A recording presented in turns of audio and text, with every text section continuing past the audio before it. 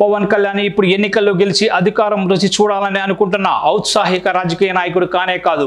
ఆయన ఆంధ్రప్రదేశ్ రాష్ట్రానికి డిప్యూటీ ముఖ్యమంత్రి. అధికారం కోసం ఆరాటపడే రోజుల్లో ప్రత్యర్థుల్ని బదనాం చేయడానికి, తమకు సరికొత్త తరహా మైలేజ్ సృష్టించుకోవడానికి నానా రకాల చెత్త అవాకులు చవాకులు పేలినా, అబద్ధాలు వల్లించినా చెల్లుతుంది. అర్థం చేసుకోవచ్చు. అధికారంలోకి వచ్చిన తర్వాత కూడా ఇంకా అబద్ధాలతో అర్ధసత్యాలతో పనేముంది.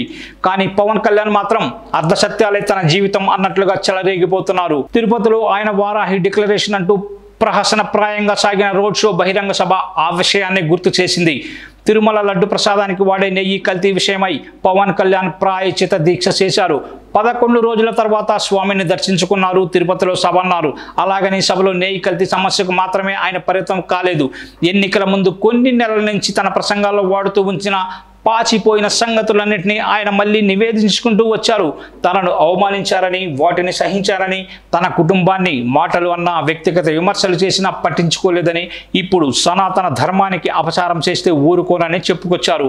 ఇవన్నీ కూడా రాజకీయ గిమ్మిక్కులుగానే అర్థం చేసుకోవచ్చు.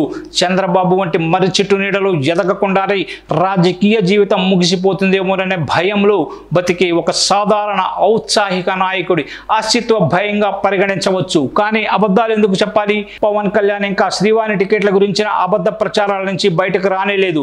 10,000కు టికెట్లు అమ్మి 500కు రసీదులు ఇచ్చారని ఆయన తన అజ్ఞానాన్ని ప్రదర్శిస్తున్నారు. నిజానికి ఆ సిస్టమ్ ఇప్పటికీ ఉంది. ఆ మాట కరెక్ట్ కాదు. 10,000 విరాళం తీసుకొని 500కు టికెట్లు అమ్మారు, అమ్ముతున్నారు కూడా. అప్పట్లో వాలంటీర్లు ఉమెన్ ట్రాపింగ్కి పాల్పడుతున్నారంటూ ఒక అబద్ధపు ప్రచారంతో తన రాజకీయ జీవితానికి మెట్లు వేసుకున్న పవన్ కళ్యాణ్ లడ్డు వ్యవహారం కూడా అలాగే వాడుకుంటున్నారు. నెయ్యి కల్తీ విషయంలో దోషులు తప్పించుకోవడం జరగదు.